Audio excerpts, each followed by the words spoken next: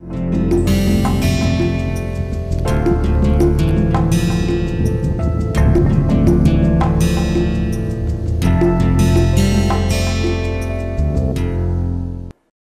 continuing from the last lecture where we were talking about the complex dynamics of the need which are unconscious, the external pressures which are from outside which keep changing the need, and the need changes the requirement to fit in into the need of survival, and which throws challenges to the conscious mind which has to give meaning and then put in some will or intent to decide how to do certain thing or not to do certain thing, which gives it feedback, again creates a behavior which gets into a sort of feedback loop and again alters the need, and also these type of continuous changes are going on.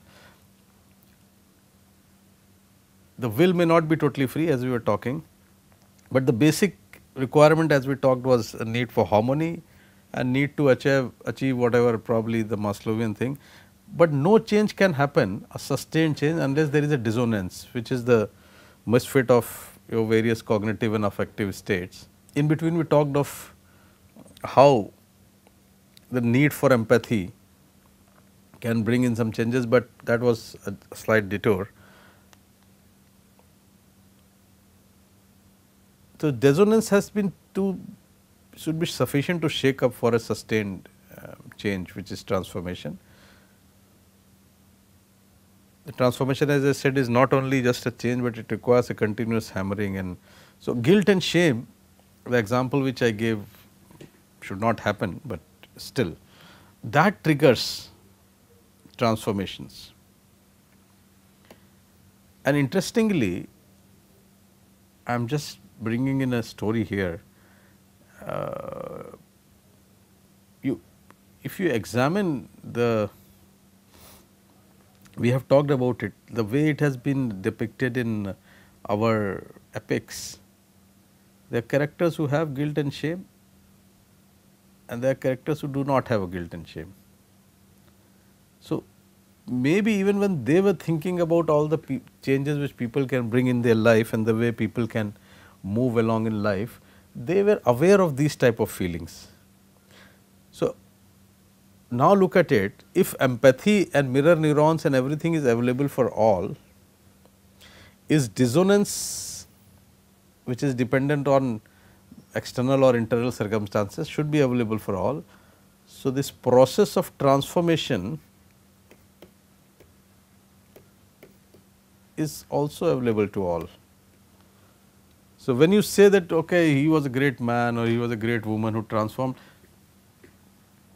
are we saying this person was different, or are we saying that maybe he just decided? So, there is a universal possibility. If empathy is universal, altruism and sacrifice is also universal. We all know, however violent the human being may be, but still human being survives the sacrifice for the family, for the people they love. When people reach a certain amount of wealth, they feel altruistic, which is not false. So, most of them may be doing for other reasons. I am just being cynical like the modern man, modern critic. But why?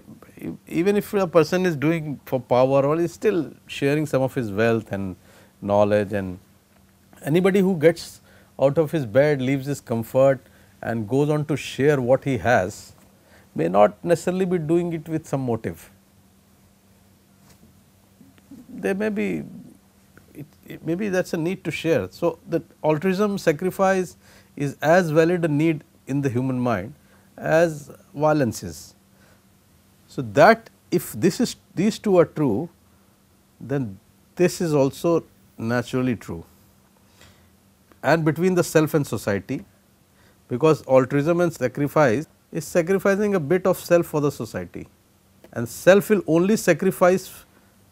So, self, a little bit of decreased self not necessarily decreased self esteem, arises from empathy.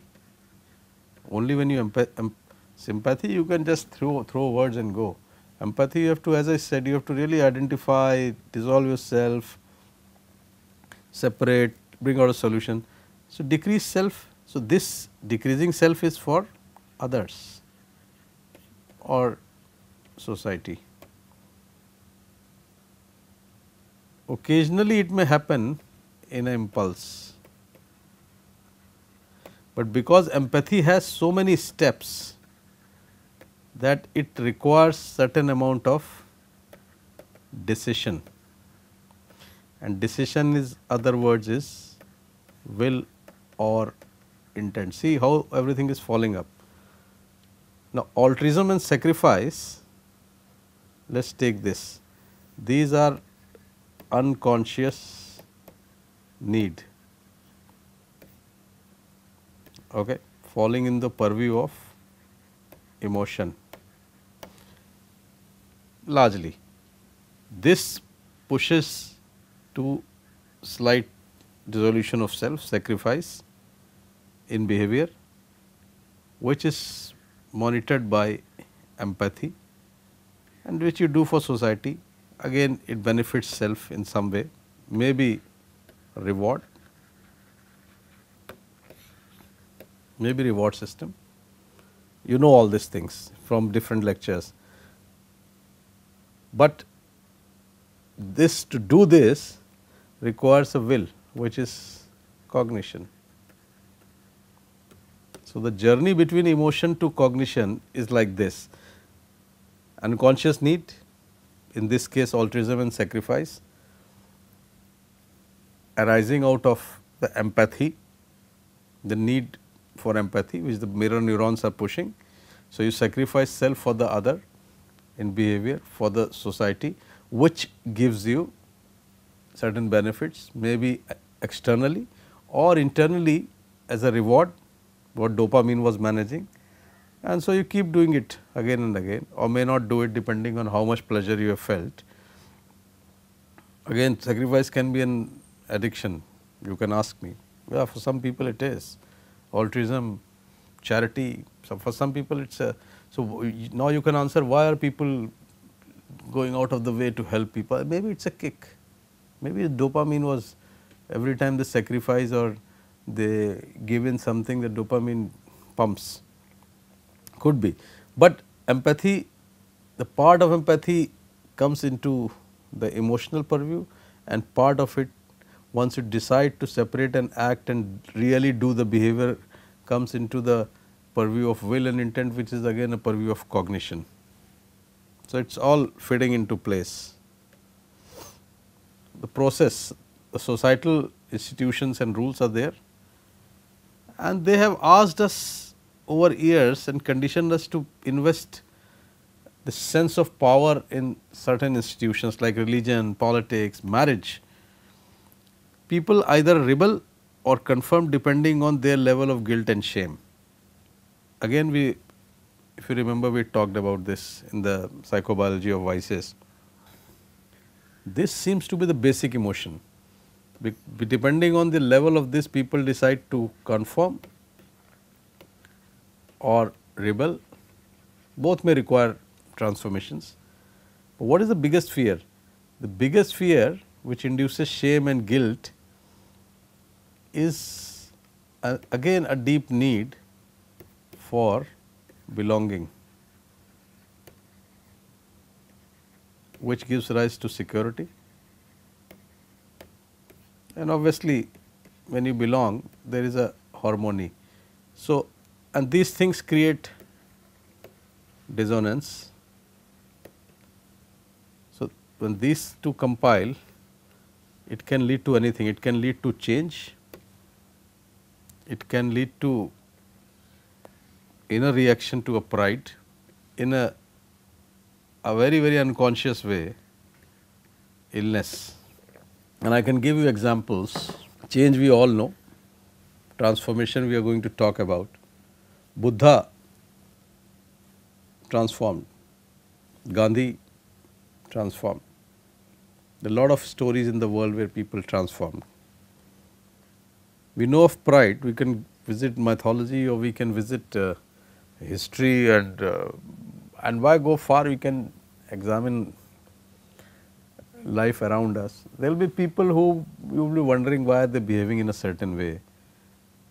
Even if they are doing something which is not making their life comfortable, which is bringing them into direct conflict with others, they would still be on and on and on. That the brain, for somehow at a point where the brain could have gone into giving in or transforming the behavior, has actually switched on to a different mode, and that mode is like pride. It is a survival strategy. It may work, not work, depends on a lot of other variables, will not go into that. We are just interested in the basic process, what is going on within the mind. The important part is this hidden part. Lot of illnesses, if you look into this branch which is called psychoneuroimmunology, it actually pins down this deficiency in the human mind of being able to fight diseases. In depression, your immunity lowers, you are not able to resist. So, this can manifest, this is a totally unconscious process, this is totally an unconscious process, this requires some amount of conscious effort. So, what you are doing? You are acting and you are defending yourself. So, remember I was talking of dissonance. Dissonance is a felt misfitting and the discomfort arising out of the friction between your various components. When people have dissonance, they, as I told you, they have a fear, insecurity of being separated, of being left alone, of the basic violation of the need for harmony. So, they have guilt and shame, then they can react, they can fall ill, they can do all these things consciously, unconsciously. But largely what are the mechanisms? When you are not feeling okay about something, what do you normally do? Because I want you to involve into this thinking process, otherwise it would just sound as some sermon or theory, and that is how the examples are from our life. When we are discomfortable, when you are uncomfortable with something, what do? You talk to, you try to sort out within yourself, or when you are in a dilemma, whether you should do this or not do this, you talk to people, family, friends, maybe talk to God at times, and suppose you have done something which was ideally by your own culture and conditioning should not have been right. Say an extramarital affair, which is a taboo all over. Rightly or wrongly is a different issue, but look at it, and then you know that this is cheating, or cheating for anything, telling a lie as a student, taking something which is does not belong to you, anything. There is with so many wrongs which we indulge into, societal wrongs. Somebody may be justifying it. Dacoits would say the money, the old time dacoits and the looters, they will say that he had money, I have taken it. But otherwise a middle class man would not go and do all that. So, that has created a dissonance in you. So, you are almost torn between the guilt and shame which of the act. What do? There are many ways. You go confess, right from your spouse to your father to mother to church, anywhere you can go and confess. If you do not want to confess for some social repercussions, you look for maybe a doctor or psychotherapist, or go to a temple, to God. You could leave it to destiny, to religion. Ultimately what you are doing is you are accepting that fine, it has happened, and I am sorry. You need to say sorry to somebody, even to God, and once you have said it to God, you said okay fine, let us not bother too much, let us not rake our head into all this, and you accept and divert your mind. That is what psychotherapists will tell you. If you go to a psychotherapist, they would say, fine, it's done is done, and now let me teach you some mechanisms by which you can divert your mind and control and do all that stuff. Because if a psychotherapist does not tell you and your spouse takes you to the court, then the court will give you punishment. Even punishment is a trigger. So, depending on the intensity of consequences and what I call society's buffers, they decrease the dissonance.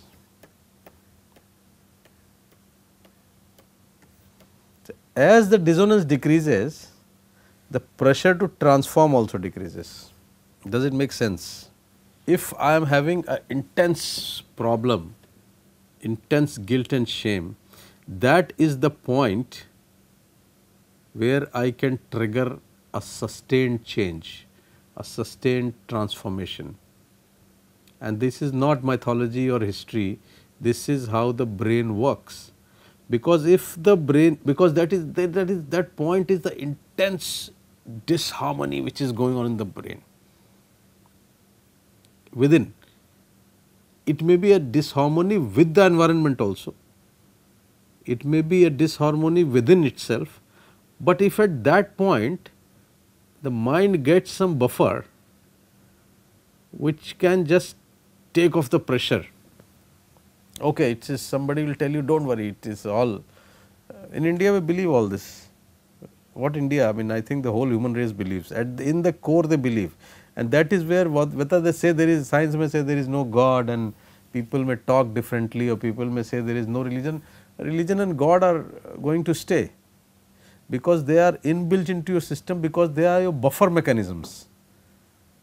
Even when complex organized religions were not there, there was still some sort of religion of worshipping some stone or anthropomorphic gods, because that is how the brain has evolved. That is the story of the brain, you can't say no to that, because that is the first buffer. Okay, oh boy, I have done this, you can't say this to public, because you know, if you tell it to public, all your image will be gone. So, what they do? They will pray to God, God, I have done a mistake, go to the church, confess, come back, take a deep breath, diversify, accept, okay, what has been done is done. In India we have astrology. So, a lot of people who cannot explain the dissonance of their life, of things what are not going wrong, some marriage gone wrong, some career gone wrong, somebody falling ill, astrologers come in and they, what are they doing? They are just giving a buffer, and the buffer they give is ki, it's not your mistake, you cannot do it, because obviously they are not explaining neuroscience. The neuroscience also may tell you ki it's not your mistake, it was your unconscious impulse which pushed it. So, you can, if somebody takes you to the court, you say, what can I do? It was my unconscious impulse, and that is why will is being kept alive. You know, boss, you have a responsibility also. That is the trigger. The astrologer says it's not, it's all in the stars, and he'll make a chart and tell you. And so, you may not believe it cognitively, you may be a more evolved person to believe all this, but at that moment when your mind is looking for some place or some point where you can just offload, you will say, maybe it is possible, and then move on in life. So, your dissonance is immediately gone. But imagine if you do not have a buffer, the mind cannot remain in that sustained state of tension, otherwise mind has to create a illness. Some people who cannot sustain this dissonance, they fall ill. That is possibly one of the origins of some of the adjustment disorders and psychiatric illnesses. They just cannot. So, the mind just gives way. It just creates some defense mechanism, goes into some different trajectory altogether. It can be it manifest in physical illness also, with the very well known triggers of cardiac or diabetes or anything.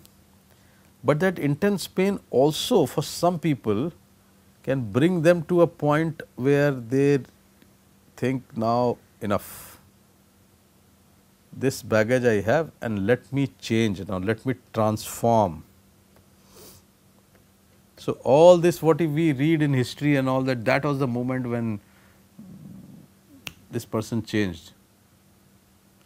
And every success story, if you read a lot of these self-help books and read all these people, motivational people and anybody, I mean maybe in your life, your parents and people around you, when they are looking for what is the moment of turnaround, what is the moment of transformation, what is the moment of change. So, that is that intense pressure. I think this is something which we all are capable of, and we all are aware also. We all have felt this in some situation. Some of you who are a younger lot and maybe have not gone into the tsunami of life so much, may need some more time to realize this, but nevertheless we know when we tell a lie to our parents first time and we are rebuked for it, oh, the amount of guilt which we feel, oh, it is killer. Now, at that point of time you can decide you do not want to speak a lie, but largely something happens, the same parents who has rebuked or scolded you in the daytime, in the evening will do some pampering and say, okay, the child, let it go. Now, this let it go will let it go. So, what I am saying, that brain has this huge capacity, it has its own mechanisms of, it is like physics, it is like the quantum probabilities, and there is an observer and it takes a dimension within, and then it becomes a deterministic thing, a Schrodinger wise, or a nonlinear thing where initial change in the sensitive, the change in the initial condition may take on to a different dimension altogether. But that obviously in larger behavioral issues and the maybe that physics is working, who knows, that just at that moment, if something would have happened, life would have changed, and we all look back at our life, why did I take this decision? Oh, I should have done this. At that moment, what buffers were diverting your mind is the $1,000,000 question, and that is like that sensitivity to initial condition. So, all this is happening in the space time. So, what all is going? What is going on? Neural complexity is already there, as we have talked about it. The capability of the brain of resilience and optimize with this conflictual dynamics of the connectivity of brain to the capability of resilience and optimization, and this constructs what you are going to actually represent to your mind later on. But as I said, there is also a trigger, whether it is genetic or who will actually transform and who will fall ill and who will not be able to sustain the pressure. What decides this? Is it genetics? Is it the conditioning? Is it the intensity of the shock which the brain cells have gone into? And that determines, we all know, we all love to hear the stories of great people. We all love to hear the stories of even the villains, great villains in history. Hitler, people are being portrayed, Genghis Khan, Laden, they may have been good to some people, obviously they would not have been totally bad, nobody is totally good or bad, but they are all extra humans. And all phase and time, even our prime ministers, they appear extra human, because at that moment of transformation,